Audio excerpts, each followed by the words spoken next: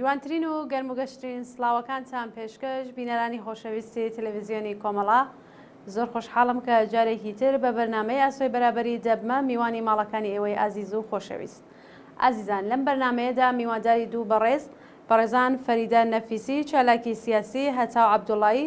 چالاکی مافی ژنان و هەروەها ڕۆژنامەنووس کە لەسەر بارودۆخی ژنان لە زیندانەکانی کۆماری ئیسلامیدا و توێژ دەکەین. هیوادارم بەرنمەیە جێگەی سوود و ڕەزامەندی ئێوەی خۆشەویست بێ. بەڕێزانم کاتتان باش، زۆر سپاس بۆ بەشداریتان لە بەرنمەی ئاسۆی بەرابەری ئەم هەفتەمان.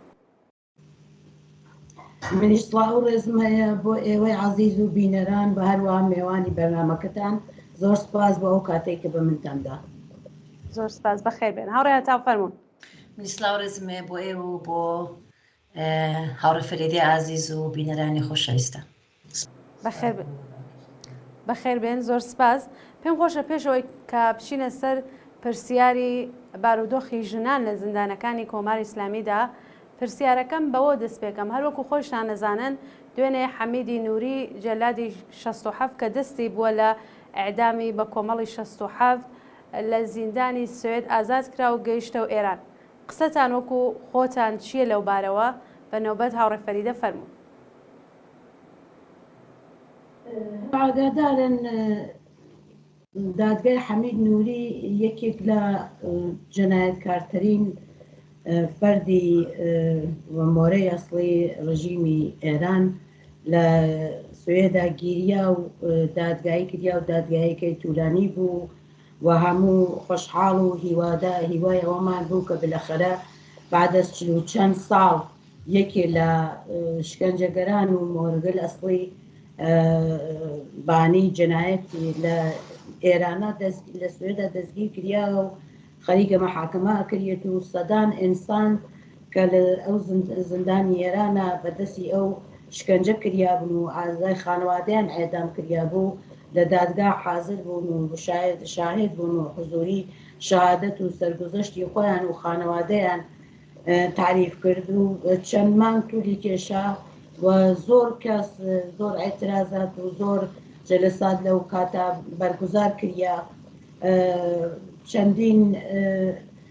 نەفەر ئەسەندا حەینی دادگایەکە واقعان و خاتراتەی کە تعریفیانە کرد و ئەو وەزیەتە کە بەسەریان هات خۆیان و خانەوادەیان هات بوو، حتا لە نظر ڕۆحی و ڕەوانیش و لە خودی دادگاکانە وەزیان باش نەبوو و محکوم کریا بە حەبسی ئەبەد و هیوایەکی لە دڵی مردمە چه لە خارجە کشوەرە و چه لە داخڵۆ بە وجود هاورد کە بلەخەرە مبارزات تا ڕادەیەک نەتیجەیەکی بووە و دانێک لەو جنایەتکارگەرە دەستگیر کریاگەوە لە 2 ڕۆژ لەمەوبەر 3 ڕۆژ لەمەوبەر، هەروەها کە ئاگادارن بەداخەوە حتا وەزیری کابینەی سوێد خەبەریان نەبووە، زۆرتر لە مەرەخەسی و لە ئەملا و ئەولا بوون و بە شێوەیەکی نەهێنی باتەوەجۆ بەوە کە ئێژن دادگای قەزایی سوێد جیاوازیە لە تەکدەوڵەتە و هیچ دەوڵەت ناتوانێت دەخاڵەتێک لە کاریا بکات و ئەمانە وەلێ نخست وەزیرەکەی سوێد ئەعلامی کرد کە ئەومان ناردێتەوە و تاویزمان کردە لە تەک 2 نەفەرە و حتا ئەو جەلالیانە کە لە ژێر ئەعدامی جابوو ئەویش نەبوو، دانێکی 2 نەفەرتر بوون و ئەمەش بەڕاستی زۆر دڵتەزێن بوو. هەرچەند ئەم دادوستەدەی کشوەرگەل ئوروپایی لە تەک جمهوری ئیسلامیە هەمیشە بەداخەوە وجودی بووە و هیچ تەوەجۆیەک بۆ وەزیەتەی کە لە ئێرانە هەست و لەو زندان و شکەنجە و ئاوارەییە هیچ تەوەجۆیەکیان نییە. بەڵێ، زۆر سپاس. هاوڕێ هەتاو ئێوە فەرموون، قسەیەکتانت لەو بارەوە. هاوڕێ گوڵنازیان نامێ وەکو هاوڕێ فەریدە بپەڕژێمە سەر شێوازی دەست بەسەرکرانی و شێوازی ئەوەی کە زەخت و گوشاری چالاکانی سیاسی و مەدەنی و ئەو کەسانێک کە شایەت حاڵی ئەو جنایەتانە بوون کە جنایەتکارێکی وەکو حەمید نووری بەڕێوەی بردووە، بەڵام ئەوەی کە سیاسەتی ئۆپۆرتۆنیستی وڵاتانی ڕۆژاوایی، دنیای کەڕ و چۆری ڕۆژاوایی بەتایبەتی بۆ چالاکانی ئێران و ڕۆژهەڵاتی کوردستان ساڵهای ساڵە ڕوون و ئاشکرایە. ئەمان زیاتر لە 4 دەیە چاویان لە هەموو سیاسەتە دژە مرۆڤیەکانی کۆماری ئیسلامی بەرامبەر بە خەڵکی ئێران نوقاندووە و گوێیان کەڕ کردووە و هەر کاتێک بیستویانەکە دەنگ هەڵببڕن بەهۆی گوشاری زیاد لە ڕادەبەدەری چالاکانی سیاسی و مەدەنی و ئەوەی کە ڕێکخراوە مافی مرۆڤیەکان ئەم دەوڵەتانیان وادار کردووە کە تا ڕادەیەکی زۆر کەم تا جێگای ڕخنێدان بە ئەو هەموو چەوسانەوە و هەموو ستەم و زوڵم و زۆرەی کۆماری ئیسلامی دابنێت. ئەگەر لە وەزعیەتی کەیسی کەسێکی وەکو حەمید نووری مۆزوعەکە پرسەکە وا گەورە بۆەوە ئێوە بکە چالاکانی سیاسی و مەدەنی بە تایبەتی ئەوانەی کە لە دەرەوە بوون بۆ داتانەی کە لەبەردەستیان بوو بۆ شاید حاڵانە هێنان مۆزوع پرسەکان گەورە کردەوە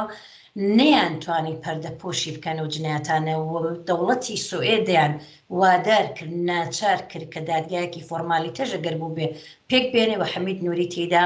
دادگای بکە. ئەمە بە زەخت و زۆر و بە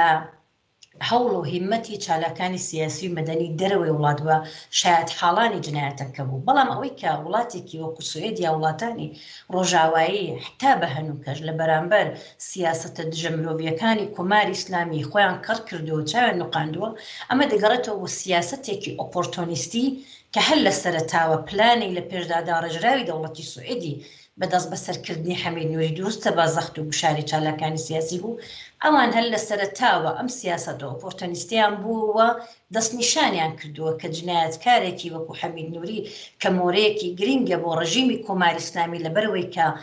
داتای یەکجار زۆری لە جنایەتەکانی ڕژیمەوە بێگومان لەلایەن دەوڵەتی سوئێدیشەوە هەر لەوێ دەدانی بۆ تاوانە نەداناوە و ئەم تاوانان دەکەنە گوشار بۆ سەر کۆماری ئیسلامی بۆ دادوستەد و معاملە وەکەوەی کە بینیمە لە بەرامبەر دوو زیندانی سوئێدی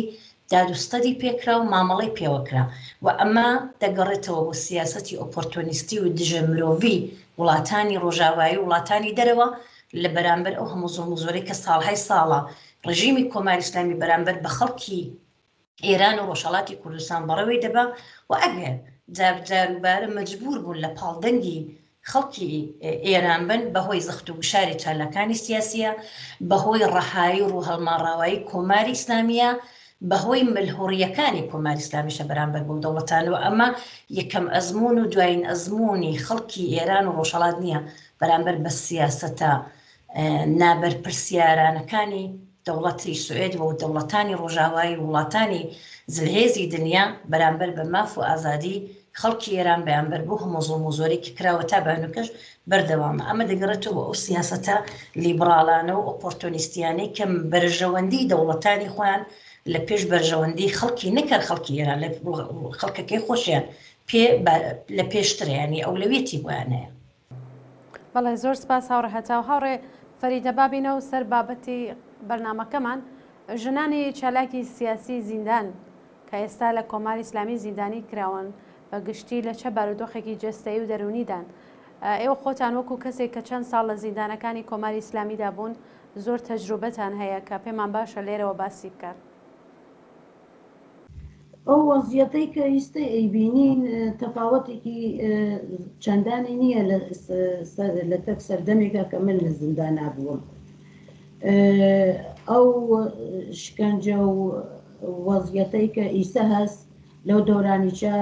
بەداخەوە هەر بووە و ئیسە ئەتوانم بێژم شدەتێکی زۆرتری پیا کردەوە وەکو ئەنوا و ئەقسامی شکنجەی ڕۆحی و ڕەوانی و جسمی و لە گرتنی مەسەڵەن ژنی حامڵە ئیسەی چەر هەست و لە گرتنی ئەزیەت و ئازاری ئینسان ژنەکان لە بەرچاو مناڵەکانیان و مناڵ لە بەرچاو دایکەکەەوە بۆ ئەوە ئەتراف بگرن یا عەزیەتکردنی خانەوادەکانیان یا ئێدامی تەجاوز بە کەنیشکی جوان کە بووە لە ئیسلامە نابێت کەنیشک بێت و ئێدام بکرێت، پوڵدان بە خانەوادەکانیان کە ئەوە حەقی عەقدی شەرعی ئەو ئینسانەسە، دوایەوە پەخشکردنەوەی شیرینی و خۆرما لە دەرەوە بە خاتر ئێدامی چەندها نەفەر کە ئێدام کریاون، ترساندن بۆ نازانم هیچ کەسێک نییە کە خەبەری نەوێ لە زندانی قزل حصار و لە سیستمی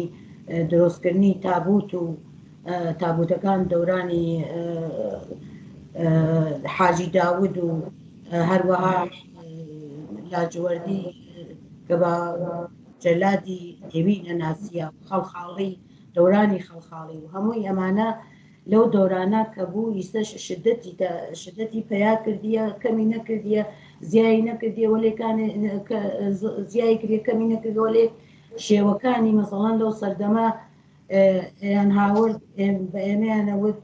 چەندانە پاسداریان هاورد دەیانوت دەمانە بکەنە مسلمان مەمانە مسلمان نین ئیسا شێوەی دیترێژن ئەمانە ڕەوانی بیانێنن بۆ تیمارستان یا مەسەڵەن تواشان دەکرد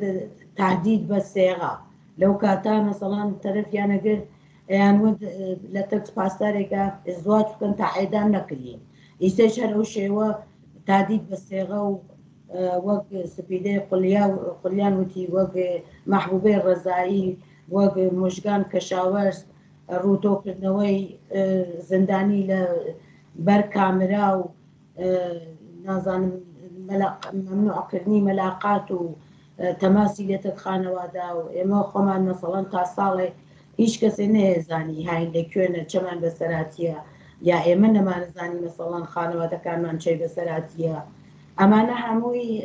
دەورانی بوو کە ئیسەی شکنجەگەلێک بوو کە ئیسەی هەر وجودی هەست و هەر زۆری کردیە و شێوەگەل جۆڕاجۆر و وحشەتناکتر بووە. بەڵێ زۆر سپاس هاوڕێ فەریدە. هاوڕێ هەتاو کۆماری ئیسلامی بۆچی بەم شێوەیە ژنانی خەباتکار و تێکۆشەر و ناڕازی کردووەتە ئامانجی سەرکوت و ئازاردان؟ خۆتان نەزانن لە یەک هەفتەی ڕابردوو تا یا دوو هەفتەی ڕابردوو ژینا مدەڕێس گورجی بە 21 ساڵ زیندان محکوم کراوە. ئەبینین کە زەینەب جەلالیان چەند ساڵ لە عمری لە زیندانەکانی کۆماری ئیسلامیدایە. هەروەکو هاوڕێ فەریدە باسی کرد سپیدە قولیان، نەرگسی محەممەدی و زۆر ژنی خەباتکاری تر ئێستا لە زیندانەکانی کۆماری ئیسلامیدایان. هۆکاری ئەم هەموو گوشارە چییە بۆ سەر ژنان بەڕایەوە؟ ئەوەی کە ئێوە باسیەکان ئەبێ پڕژینە سەر ئەوە ئاوردانەوەی کمان هەبێ لەوەی کە ژنان لە ژێر چ جۆرە سیستمێک لە ئێرانی ژێر حاکمیەتی کۆماری ئیسلامی خەریکن ژیان بەسەر دەبن. ئەوەی کە هاوڕێ فەریدە باسی کرد ئەو شێوازە ڕەها لە دەست بەسەرکردن و دەستدرێژی و تاوانە بەرامبەر بە ژنانی زیندانی لە سەرەتای خۆسەپاندنی ئەو ڕژیمەوە بەسەر خەڵکی ئێران و کوردستاندا هەر بەردەوام هەبووە. ئێمە جنایەتی دێ شەستمان هەیە بەرامبەر بە ژنان کە ژنان دەستدرێژیان کرا سەرەوەی کاوڕێ فەریدە باسی کە ژنانێکی حامیلە کەم حتا هەڕەشیان لەوە دەکرد کە منداڵەکەتان کە حامیلە بوو دەیدین بە کابرایەکی حیزبوڵایی بۆتان گەورەکە ئەوەی کە دەستدرێژی جنسی کراوەتە سەر و کتانێک کە ژێر تەمەن بوون و لە ڕوانگەی دیدگا و بیرڕوانگەی ئیسلامی و دەڵەژێک کە پەردەی بێکارەتی بێ کتێک ئیعدام بکرێتێ بۆ باش شەوێک پێشتر دەستدرێژیان کردە سەر وەمارەیاندا بە ئەم هەموو زەخت و بشارە ئەم هەموو سەرکوتە ئەم هەموو دەستدرێژی و تاوانە بەرامبەر بە ڕەگەزی ژن دیارە کەسێک کە زیندانیە لە پێشدا زیندانیە بەڵام ژنێک کە دەچێتە ناو سیاچاڵەکانی کۆماری ئیسلامی وەکو ژنێک کە لەو کۆمەڵگایە ساڵهای ساڵە بە ئەخلاقیاتێکی ئیسلامی بە بیر و باوەڕێکی ئیسلامی بە کلیشە جنسیەتیەکان بۆ هەموو ڕوانگە هەڵاواردن ئامێزەوە لە زێر سیستمێکی سەرمایەداری کە دوو ئەبزاری ئاین و پیاومەزنی لە بەردەستە بۆ چەوسانەوەی ژنان ئەو ژنە بەو شێوازە لە زیندان دەچۆسێتەوە و ئەگەر کۆماری ئیسلامی ئەو هەموو سەرکوت و زەخت و زۆرەی هێناوە بۆ ژنان ئەمە دەگەڕێتەوە بۆ ئەوەی کە سەرڕای ئەوەی کە کۆماری ئیسلامی ڕژیمێکی دژەمرۆ و تاسەر ئێسقان دژەژن بووە لە سەرەتای هاتنە سەرکارێەوە هەستی بە ئەکتیڤبوون و بە بزوتنەوەیەکی بەهێزی ژنان لە ئێرانی ژێر حاکمیەتی کۆماری ئیسلامی کرەوەی کە بینیمان هەر لە سەرتاوە بە ملیۆن ژن ڕژانە سەر شەقام و نایانوت بە حیجابی جباری و ئەم بزوتنەوە لەوانەیە زۆر جار پاشگەز ببێتەوە تا ڕادێک بۆی کە خۆی ئابدێت کاتەوە بەڵام لە هەر زەمانێک لەگەڵ هەر چەشنە ڕوویدادێک لەگەڵ بزوتنەوەی ژنان ئەوەندە بەهێزە ئەوەندە سەرپێیە قەت هیچ کات ئامانجەکانی ئەوە نەبووە کە تەنیا بزوتنەوەیەک بێت کە باز لە ستەمەکانی خۆی بکاوە باز لە هەڵاواردنی ڕەگەزی بکە. بزوتنەوەی ژنان خۆی ئەوەندە بەرین پێناسە کردوێتەوە خۆی خەزاندوێتە ناو هەموو جونگە سیاسیەکانی کۆمەڵگای ئێرانەوە و ئەمە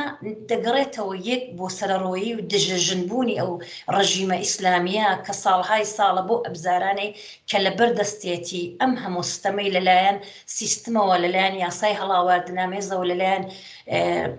قتڵی ئەمدی دەوڵەتیەوە ئەو هەموو کلیشە جنسیەتی خستەناو کۆمەلگاوە لە کۆمەلگا لە ناو بنەماڵەوەکو بازنەیەکی پێکەولەکە و خەریکە ئەمەلەکە ئەمە دەگەڕێتەوە یەکەم بۆ ئەو سەرڕۆیی و دژەژنی ئەو ڕژیمە دووەم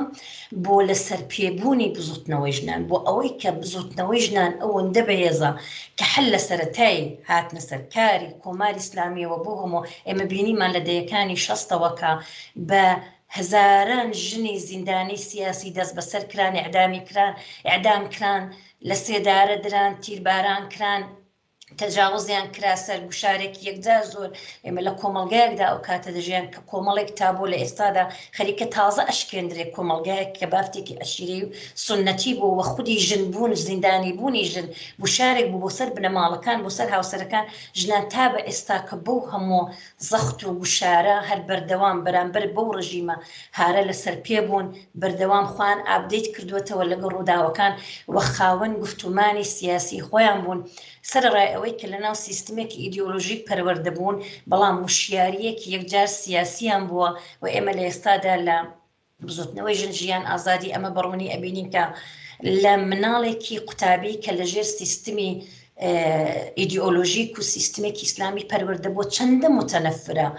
لە دینێک کە بە هەموو ئەو چارە ڕستیانەی خۆی ئەزانێ و خۆی ئابدەیت کردوتەوە لەسەر شەقامە لەگەڵ هەموو تەمەنەکان ئەمە دەگەڕێتەوە سەرەتا بۆ ڕژیمێکی هار و دڕەندەی دژەژن کە ژنانی بە بڤە بۆ سەردەسەڵاتەکەی بینی بۆیە ئەو هەموو ئابزار و توانە و پۆتانسیەڵەی لە پێناو سەرکوتی ئەو بزوتنەوە بەڕێوەبەر لەلایەک تیشە دەگەڕێتەوە بۆ ڕاوەستایی بۆ وشیاری سیاسی و کۆمەڵایەتی و بۆ زیندوی بزوتنەوەی ژنان کە تا بە ئێستا کە ئەو بزوتنەوە هەر بەردەوامەوەی کە هاوڕێ فەریدە باسی کرد زۆر ڕاستە ئەم شێوازە شکنجە و زیندانی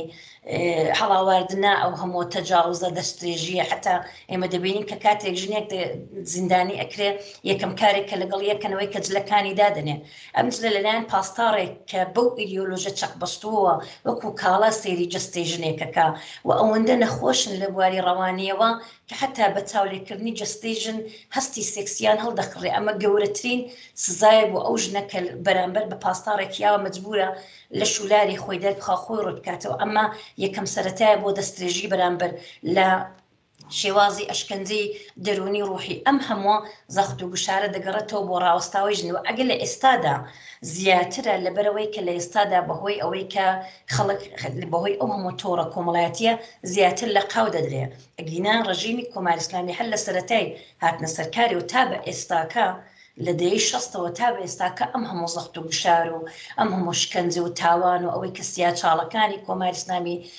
زێوترین و قیزەوترین تاوانەکانی بەرامبەر بە زیندانیانی سیاسی بە تایبەتی ژنانی زیندانی سیاسی بەڕێوە بردووە ئەمە بۆ شێوە ڕەهایە کە ڕنگدانەوەی هەیە دەگەڕێتەوە بۆ تۆڕی کۆمەڵایەتی دووش دەگەڕێتەوە بۆی کە کۆمەلگا بەرەو ڕێنەسانسێک چووە ساڵانی ڕابردوو ئەگەر ژنێک تەجاوزی دەکرا سەر دەستێژی دەکرا سەر لەوانەیە لەبەر بنەماڵەکەی بێدەنگی نوان دەبا و ئەم دەستێژیە وەکو شکنجەیەکی ڕوحی بۆ بنەماڵەکەی بۆ هاوسەرەکەی بۆ براکەی بۆ باوکیشی بەکار دەبردرا بۆ ئەوەی کە ئەوانیش بێدەنگ بن ئامانجێکی تریشیانە بۆ ئەوەی کە ئەوانەی کە ئەو هەموو تاوانیان بەرامبەر دەکرێت خەڵک لە بزوتنەوەکان دوور بکەنەوە بترسێن لەوەی کە ڕۆژێک لە ڕۆژان هاوسەرەکەیان خوشکەکەیان یا هاوڕێکەیان کە ژنە دەست بەسەر بکرێەوە متاوانبەی بەرامبەرەکرێت بەڵام ئەوەی کە لە ئێستادا دەگەڕێتەوە بۆی کە کۆمەڵگەی ئێمە بەرەو ڕێنەسانسێک بۆ خەریکە ئەو تاوانە دەشکێنێ ئێمە بینیمان لە بزوتنەوەی میتوو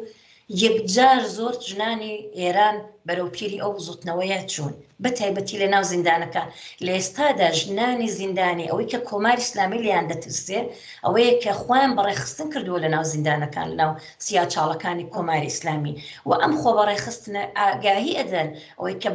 باسی دەردەکانیان نەکەن و باسی دەستێژی و تاوانەکان نەکەنەوە لەبەرەوەی کە لازمە بوترێتەوە بۆی کە کۆمەلگا وەکو تابۆ سەیری نەکا وەکو تاوانێک بەرامبەر بۆ مرۆڤ سەیری بکە کە کۆماری ئیسلامی خەریکە بەڕەوەی دەبا و ئەگەر لە ئێستادا ڕنگدانەوە هەیەک بەهۆی تۆڕی کۆمەڵایەتیەوە ئێمە دەبینین لە ئێستادا هەر تاکێک لە کۆمەلگای ئێران خۆی وەکو هەواڵنێرێکی سەربەخۆ کارەکە دەگەڕێتەوە بۆ ئەو خۆ بەڕێخستنە کە ساڵهای ساڵە ژنان خۆیان خستوتەنەوە هەموو جونگە سیاسیەکانەوە دەگەڕێتەوە بۆ ئەکتیڤبوونی چالاکانی سیاسی لە دەرەوەی وڵات و ئەوەی کە لە ناو بزوتنەوەی ژن ژیان ئازادی توانیان دنیای کەڕ و چۆری سەرمایه‌داری وڵاتانی دەرەوە وادار بکەن کە دان بە ماف و ئازادی ژنان دابنێن و بۆ هەموو زەخت و زۆری کە لە سەریانە ئەگینە ئەم شێوازە هەڵاواردنە ڕەگەزیە چونکە کۆماری ئیسلامی ماهیەتی لەسەر سەرکوتی ژنان دامەزراوە لە یاسا هەڵاواردنە مێزەکانی و بگرە لەوەی کە ڕوکنی چوارەمی دەسەڵاتی لەبەردەست بوو لەوەی کە ئەو هەموو ئەبزارە ئەو هەموو هێزە سەرکوتەی بەرامبەر بۆ مەسلەیەکی وەکو حیجاب جۆری پوشش پرسێکە کە لە ئێستادا گەورەترین لەبەرەوەی کە من ئەگەر وەکو شارۆمەندێک لە ناو کۆمەڵگای خاوەن مافی خۆم بم هیچ تاکێک هیچ حکوومەتێک ناتوانێت بۆ من بە من بسەپێنە کە چ جۆرە پۆششێک لەبەرکەم ئەمە دەگەڕێتەوە بۆ ئەو بزوتنەوە ڕەهایە سەرپێیە کە خۆی خەریکە بەڕێخستن دەکات حتا ئەوەی کێوە باسی زینب جلالیانتان کرد ژنێک کە ساڵهای ساڵە ناستیا چاڵەکانی کۆماری ئیسلامیدایە خەریکە نامە ئەنووسێ بۆ ڕژی بۆ سەرانی ئەو ڕژیمە کە ئێوە ساڵهای ساڵە وشارتان بۆ من هێناوە کە من بێم ئاعترافێک لە ناو تەلەڤیزیۆن بکەم من هیچ کادە و کارە ناکەم تا ئێوە منتان شکنجە کرد من بەهێزتر بووم تا ئێوە ئازارتان بە من گیان من باوەڕم بەوە هێنا کە ژنان دەبێت لەسەر پێی خۆیان بەرامبەر بە ڕژیمێکی دژنیە ئەوەی کە نەرگیز محەممەدی بۆ هەموو زەخت و گشاریوە دەیان و سەدان چالاکی سیاسی تر کە لە سیا چاڵەکانی کۆماری ئیسلامیدان لە ژنان و لە پیاوان ئەوەی کە خەریکن ئەم تابویانە دەشکێنن ئەم دەنگانە بەرەو دەرەوە ئەبەن ئەمە کارێکی گەورەیەوە ئەمە وای کردووە کە لە ئێستادا پرسی دەستێژی و هەڵاواردنی ڕەگەزی و تاوانەکانی ڕژیم بەرامبەر بە ژنانی زیندانی سیاسی لە قاو بدرێت. بەڵێ زۆر سپاس هاوڕێهەتاو هاوڕێ فەریدە هاوڕێهەتاو باسی ئەوەی کرد کە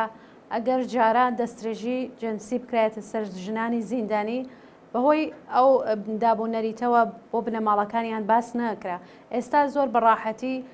ئەو ئاگاهیە بڵاو دەبێتەوە کە تەجاوزێکی دەستێژیکی جنسی کراوەتە سەر ژنێکی زیندانی جیاوازیەکانی چییە؟ ئێوە ڕاتان چیە لەسەرەوە؟ ئێوە وەکو خۆتان کە وتت لە ئەوڵ ئاماژتان بەوە کرد کە لە زینداندا بوون ئایا وایە ئێستا ڕاحەتتر ژنانی زیندانی ئەتوانن ئەوە باسکەن؟ خودی ژن لە چه سیستمێکە ئەکەفێتە زیندان دیریای کۆمەڵگاکە چۆنە فەرهەنگ و فەرهەنگی مردم و خانەوادەکان چۆنن ژن بیت و سیاسی بیت و فعال بیت و لە حکوومەتێکی دیکتاتۆری مەذهبی کەفی دەژێر دەست ئەوان کە بەرەساسی ئەو مەذهب و ئیسلامیەتی خۆیانە ژن بە هیچ حەساوەکەن و هیچ نیمەی ئینسان و شەیتانن لە نەزەرەوانە و فاسدن و بە هەموو شێوەیەک دارای هیچ حەق و حقوقێک نییە لە نەزەر ئەوانە تۆ حەسابی کە بزانە لە همچنین سیستمێکە کەفیتە ناو زندان هەرچەند چە لە زندان و چە لە دەرەوەی چا وەزیەتێکی فراهم کردیە لە 44 ساڵی ڕابردووە کە ژن بە هیچ شێوەیەک ئەمنیەتی نەبووە حتا ناو خانەوادەکەی خۆی چیە ئەمنیەتی نەبووە زندان فقط گۆشەیەک لە ئەم جەنایەتە سەکە ئەوە ژنەکە گیریاوەها لەو زندانە وەگەرنا خانەوادەکەی خۆشی لێکردیەسە زندان لە نظری ئەو ئەفکار و بۆچوونی پیا و سالاریۆ کە ئەمە ناموسی ئێوەشێت لەبەر خانەوادەکە ئێکا بە دژی ژنەکە کە دوایی کۆمەڵگا ئەکا بە دژی ژن دوای خۆی ئەیگرێ عەزیەت و ئازاری ئەکا و بە عنوانی هەر گۆنە لە سوورەتێکە هەر گۆنە تەوهین و تەجاوزێک بە ژنێک لە زندانە تەجاوز و بێحقوقی بە کولی جامعەت بە کولی کۆمەڵگاست بە کولی ژنانی ئەو کۆمەڵگاست بە کولی ئینسانگەرێکەکە لەو کۆمەڵگا ئەژین ئەو سیستمە لە سەردەمی ئێمە وەختێکە ئێمە چەند زەخت لە سەرمان بوو یەکی ئەوەی کە های لە زندانە دوومەن ئەوەی نیگەرانی ئەوەی بووین کە خانەوادەکانمان ئایا دوایی چۆن ئێمە تەحویل بکەن چۆن بەخۆرمان پێ بکەن یا کۆمەڵگا چۆن چاومان لێەکە زۆر سەخت بوو وەختێکە لە زندان ئێمە هاتوینە دەرۆ لە سەردەمێکە کە کۆمەڵگا ئامادەگی ئەوەی نەبوو کە ژیان زندانی بێت و زندانی سیاسی بێت و ئەو وەختە کردێتە ژێر دەست پاسدار و چوونە ئەو دیدگای ناموس و ناموس پەرەسی و پیا و سالاریە زەخت بوو لەسەر جامعە واقعاً وجودی بوو ئەوانە زۆر ئێمە لە چەند لە حاز و لە ژێر فشارا بووی ئەم مەسەلە حتا باعثەوە بوو کە ئەو ژنانە لەو دۆرانە وەختێکە لە زیندان ئازاد دەبن بە تەورین و تاقیری خانەوادە و جامعە و هەمووی ئەمانە ڕوبەڕوو بن یا لەسەر حتا زندگی شخصیان ئێزدواجیان هەمووی ئەمانە تەئسیری بێت زۆر زۆر بەڕاحەتیان و دەوە زندانی کێشاوە بە دەر زندگی مشترک ناخوات کۆمەڵگاکە ئامادەگی ئەوەی نەبوو کۆمەڵگاکە بە تەواو قدرەت و پیاوسالار بوو سیستمەکەی پیاوسالار و مەسەبی بوو وەلی ئیسەتێ دوو تەفاوەتی کردێ یەکی ئەوەی کە هەم کۆمەڵگا بەڕاستی گۆڕاوە بیر و بۆچوونێکی فەراتر و بازتری هەیە زۆر پێشکەوتوترانە نسبەت بە مەسایلە چاولیەکە هەم ئەوەی کە مێدیایش وجودی هەیە مەسەڵەن بۆ نمونە ئێمە لە زیندانی ئیمینە 18 ڕۆژ ئێتساب غەزامان کرد گروی زەربەتیان بان کرد دەمەیان لەناو زیندانە لە تووپار کرد تابعیدمانیان کرد بە زیندان قەسر کێ لەمانە خەبەری بوو هیچ کەسێ حتا خانەوادەکان خۆشمان خەبەریان نەبوو لە زیندان قەسرە 15 ڕۆژ ئێتساب غەزامان کرد 18 خاستەمان نووسی بوو تەحویڵماندا لەسەرمە هاتن دیسانەوە چەندێک ئێمەیان عەزیەت و ئازار و شکنجەدا کێ خەبەری لەمانە بوو وەلی ئیسەتە بۆ خۆشحاڵیەوە فەزای مێدیا و ئینترنێت و هەمووی ئەمانە فعالانی مەدەنی فعالانی جنبشی ژن فعالانی جنبشی کرێکاری هەمووی ئەمانە ئەحزاب و سازمانگەر کۆمیتەگەل مختلف گروگەل مختلف هەمووی ئەمانە باعث بە تەوەجۆ بە هەمووی ئەو شکنجە و ئەو عەزیەت و ئازار و دەربەدەری و ئەمانە وەلی بازەم هەر فعالن و بازەم هەر فایلی زیندان ئەدرێتە دەرەوە چەندوێلێکە لە زیندانە اتفاقەکە فە ئیمڕۆژە چەندین فایل هاتیەسە دەرەوە ئاشکار بووە خودی ئینسانەکان ئەبڕگەن لەو ڕژیمە جیا ئابنەوە تێن ئێترافەکەن بە شکنجە و بە گرتن و بە کوشتن و بە تەجاوز لە ناو زیندانەکانە دەستێومین ڕئیسی زیندانی ئیمین هات خۆی ئێترافی کرد وتی ئەمانە ئەدامی دەسە جەمعی کریاگە تەجاوز کریاگە لە کاتی خۆیان منتەزێری یەکێ لە مهرەگەل ئەسڵی ئەو ڕژیمە بوو هاتوتی لە تاریخە بە عنوان جنایەتکارترین ڕژیم لە ئێمە ناوە بن ئەمانە کەمکەم گۆڕیا بوو فەزا باز بوو چێرەی جنایەتکارانەی ئەم ڕژیمیانە بۆ مردم و هەم بۆ بەشێ لە خودی حکوومەت ئاشکرا بوو ئێترافیان کرد فاسڵەیان کرد فعالیەتێکی زۆر هاتە مەیدان دۆستەیەکە مەسەڵەن دوای ئەو هەموو کوشتنە دوای ئەو هەموو جەنایەتەکە کریا لە ئێرانە لە تەی 44 ساڵە تەواو بە ڕۆژانە کە ڕۆژانە کریاگە یەکدافە شۆڕشێک و ئینقلابێک وەک ئینقلابی ژینە دەست پێەکە. بەڵای زۆر سپاس هاوڕێ فەریدە هاوڕێ هەتاو هەمووان دەبینین کە ژنانی ئێران کۆڵەکەی سەرەکی بزوتنەوەی ژن ژیان ئازادین ئایا کۆماری ئیسلامی دەیهەوێ بەو شێوەیە کە لە زینداندا ژنان ئازار ئەدات ئەو ژنانەی کە چالاکن لە نێو بزوتنەوەکەدا لە دەرەوەی زیندان چاوترسێن بکات؟ بێگومانە هەرەوەی کە پێشتریش باسم کرد هاوڕێ گوڵناز ئەمەی کە کۆماری ئیسلامی ئەم شێوازە ڕەها لە شکنجە و دەستدرێژی و تاوانانە لە زیندان بەرامبەر بە چالاکانی سیاسی و مەدەنی و حتا ئەو کەسانێک کە بە شێوازێکی تر لە ناو زیندانەکانی کۆماری ئیسلامیدان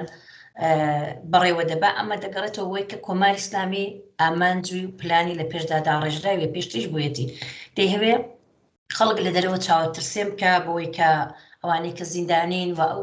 ئەزمونە تاڵانیان هەیە کە باسی ئەو شێوازە ڕەها تونند و تیژیە ئەکەن ئەمان چاوترسێم کە ئەگەر لە ناو بزوتنەوەکاندا بەشدار بینوە خەبات بکەین بێگومان ڕوبەڕوی هەموو تاوانە دەبینەوە بەڵام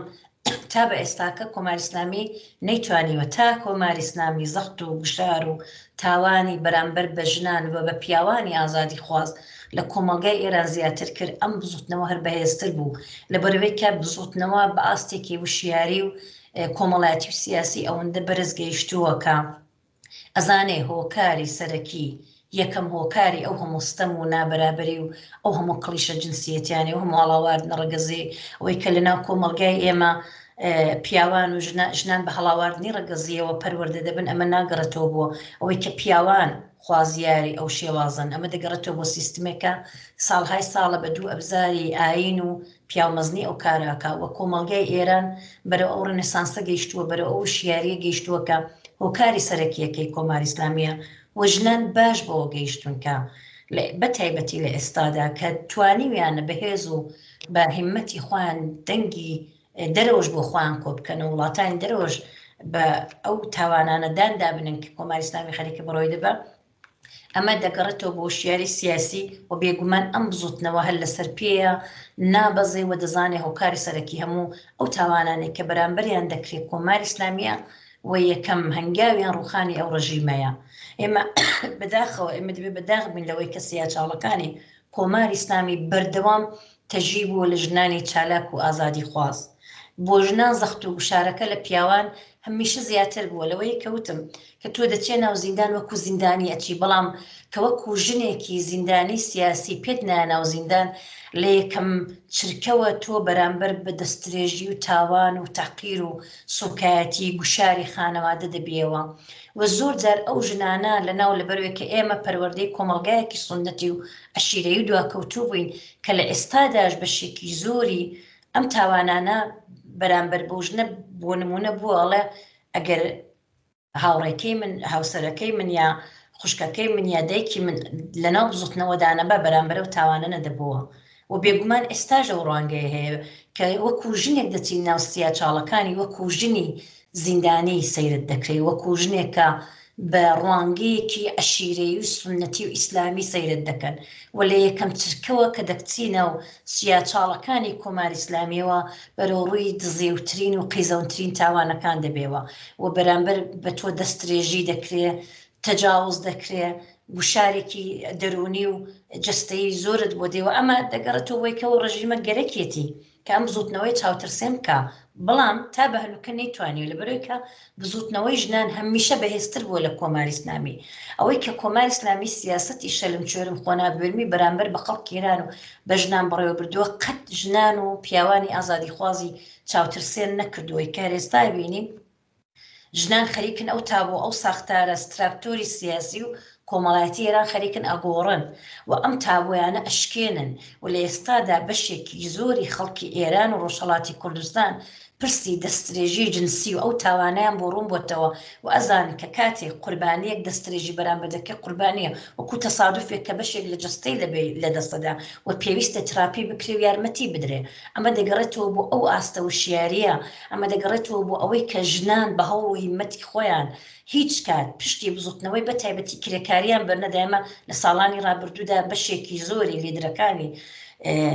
بزوتنەوەی کرێکاری لە ژنان پێکات بوو هیچ کات نیانوت ئێمە لەگەڵ هیچ کات خۆیان لەم بزوتنەوەیە بێبەری نەکردووە ژنا ساڵهای ساڵ بۆ گەیشتونکە لە کاتێکدا بە ماف و ئازادیەکانیان دەبن کە هاوتەری بن لەگەڵ بزوتنەوەکان بە تایبەتی بزوتنەوەی کرێکاری کە ئامانجی سەرەکی هەموو بزوتنەوەکانە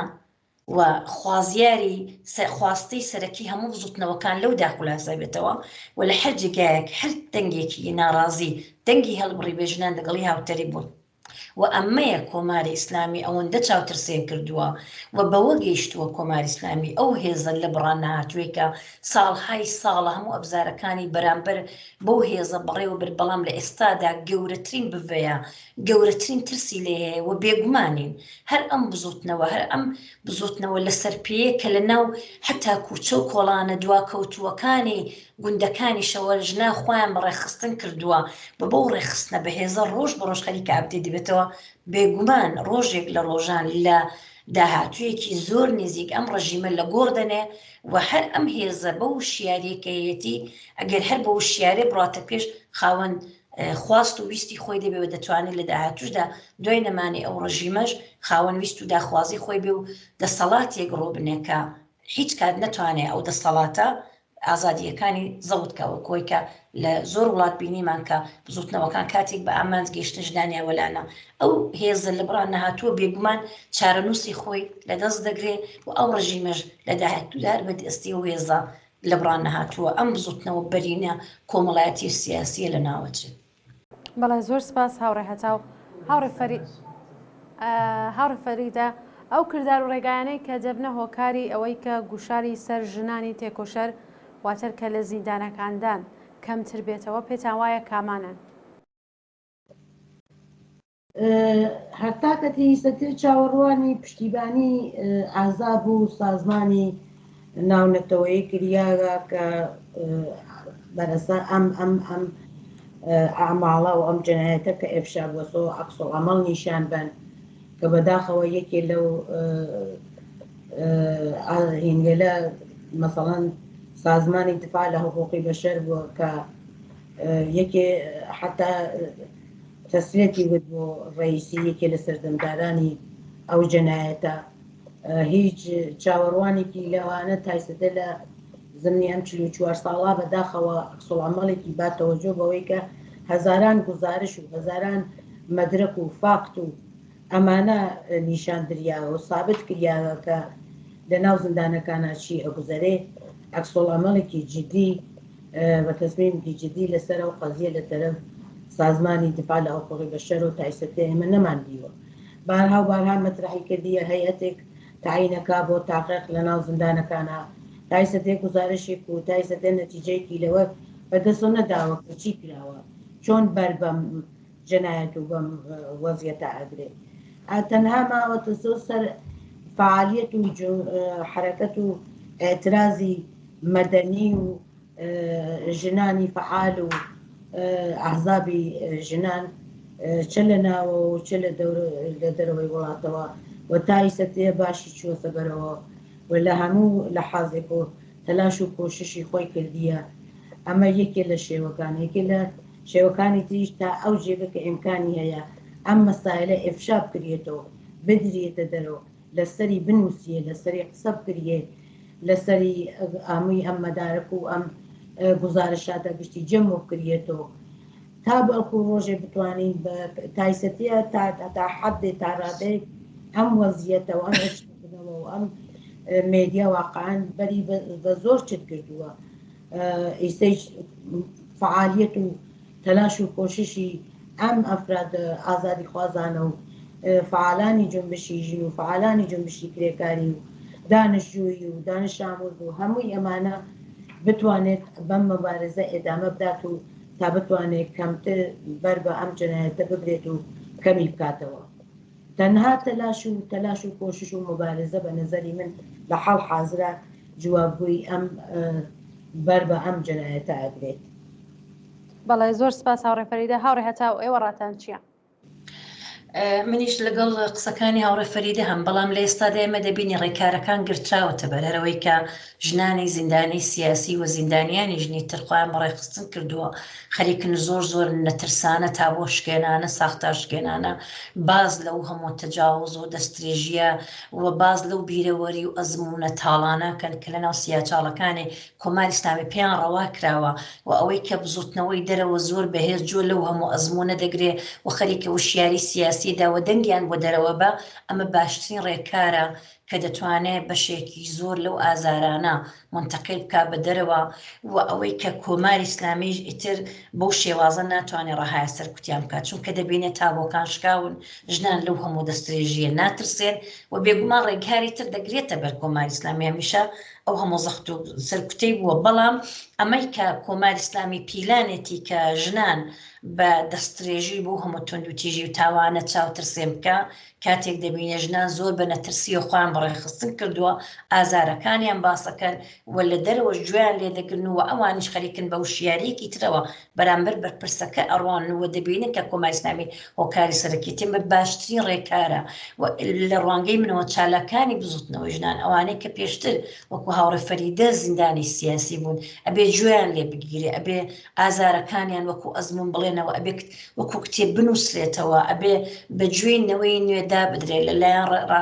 ڕاگەیاندنەکانەوە بەرنامەکانیەوە ئەتوانن بۆی کە وشیاریەکی سیاسی کۆمەڵایەتی بە خەڵک نیشان بدەن بەرنامەی باشتا لەو بوارەوە هەبێ ئەمانە هەمووی بە شێوەیەکی بازنەی ئەتوانێت ئەمەل بکە و ئەم بافتە عەشیرەی و ئەم تاوانە لەو بافتە عەشیرەیە ئەشکێنێ دووش ئەوەی کە کۆماری ئیسلامی بۆ دەگا کە دەبینێ بەڵێ بزوتنەوەی ژنان بۆ پیلانش پاشگەز نابێتەوە و ئەو تاوانانەش خەریکە لە قاوە درێ و کۆماری ئیسلامی دەستەوەستانتنەکە دەستەوەستانترەکە شتێکی زۆر زۆر ئەوە هەیە کە داتامان هەبێ ئامارمان هەبێ دروستە لە ناو سیستمی کۆماری ئیسلامیدا گەورەترین کێشە و پرسی بزوتنەوەی ژنان نەبوونی ئاماری دروستە چونکە تۆ لەگە ڕژیمێکی تۆتالیتێر و هەر بە ڕۆڕۆی کەسییا چاڵەکانی مۆرەکانی سەر بەخۆی تدایە بەڵام ئێمە دەتوانین هەر بۆ شێوازە ئەگەر نەتوانین ئاماری دەقیقیش بدەین ئامار و داتای تا حەدێ بدەین بە وڵاتانی دەرەوە بە ڕێکخراوە مرۆڤیەکان دەنگی و ژنانە بە گوێی دنیای دەرەوە متەوەهم نەبین بە سیاسەتی ئۆپۆرتۆنیستیان بەڵام ڕێکخراوگەلێکن کە دەتوانن لە بواری تونند و تیژی سربەخۆن دەتوانن لەو بوارانەوە کار بکەن ئێمە دەبێ دەنگی ئەو ژنانە دەنگی ژنانی زیندانی سیاسی و نەترسی بوێریان بە گوێیاندا بدەین و دنیای کەڕوچۆری سەرمایهداری وڵاتانی ڕۆژاوای ژناچا بکەین کە دان بۆ مۆزوع ئەدابنێن بۆیە لە ئێستادا ڕێکارەکان گرتراوەتە بەروتم کۆمەڵگای ئێمە خەریکە بەرەو ڕێنەسانسێک دەڕواکە ئەم ستراکتۆرە سیاسی کۆمەڵایەتی خەریکە هەڵدەتەکێنێ یعنی شەپۆلێکی زۆر بەرێنی کۆمەڵایەتی و سیاسی خەریکە هەموو ئەو ساختارانەی کە ساڵای ساڵ کۆماری ئیسلامی هەموو هەوڵەکانی خستەگەر هەڵی تەکاندووە شیرازەی ئەم کۆمەڵگەیان هەڵتەکاندووە خەریکن تا بۆ شکێنانە بەرەو ئامانجەکانیان ئەڕۆن ڕێکارەکان هەر ئەوانن بە ئەو پرسانەی کە هاوڕێ فەریدە باسی لێوە کرد زۆر زۆر پێویستە ئەوانەی کە هونەرمەندن ئەوانەی کە نووسەرن لەو بوارەوە هەوڵەکانیان بخەنە گەڕ پێویستە ئەزمونە تاڵەکانی هاوڕێ فەریدەکان تاوانی گەوریان بەرامبەر کراوە لە سیاچاڵەکانی کۆماری ئیسلامی لەوانەیە ئێستا کە باسی لە بیرەوەریەکانی ئەزمونە تاڵەکانیە کە لەوانەیە گوشەیەکی بچووکی باس کردبێ من لێرە دڵم ژانی کرد بەڵام پێویستە جۆمان لێبێ پێویستە وەکو ئەزمونێکی تاڵ جۆمان لێبێ و پێی بەهێز بین و بزانین کە کۆماری ئیسلامی چەندە دڕندەیە بەرامبەر بە ژنان و ئەم هەموو ڕقە پیرۆزە بەرامبەر بەو ڕژیمە بەکاربێنین بۆی کە لە ناوی بەرین و کۆمەڵگایەکی مرۆڤتەوەرمان بەبێ هەڵاواردنی ڕەگەزی هەبێت. بەڵێ زۆر سپاس بۆ بەشداریتان بە ڕێزان فەریدە نەفیسی چالاکی سیاسی هەتاو عەبدوڵڵاهی چالاکی مافی ژنان و هەروەها ڕۆژنامەوان زۆر سپاس کە لەم بەرنامەیە بەشدار بوون کاتی بەرنامەکەمان بەرەو کۆتایی چێ زۆر سپاس. سپاس بۆ ئێوەش. سپاس بۆ ئێوە بە هیوای ئازادی هەموو زیندانیانی سیاسی و ئازادی کۆمەڵگاوە سپاس بۆ هاوڕێ هەتا. زۆر سپاس جارێکی تر سپاس بۆ هەردوو میوانی بەڕێزمان کە لەم بەرنامەیە بەشدار بوون. بەڵێ بینەرانی خۆشەویستی بەرنامەی ئاسۆی بەرابەری بەم شێوەیە هاتینە کۆتایی بەرنامەکەمان هەتا بەرنامێکی تر و کات و ساتێکی تر هەر شاد بن.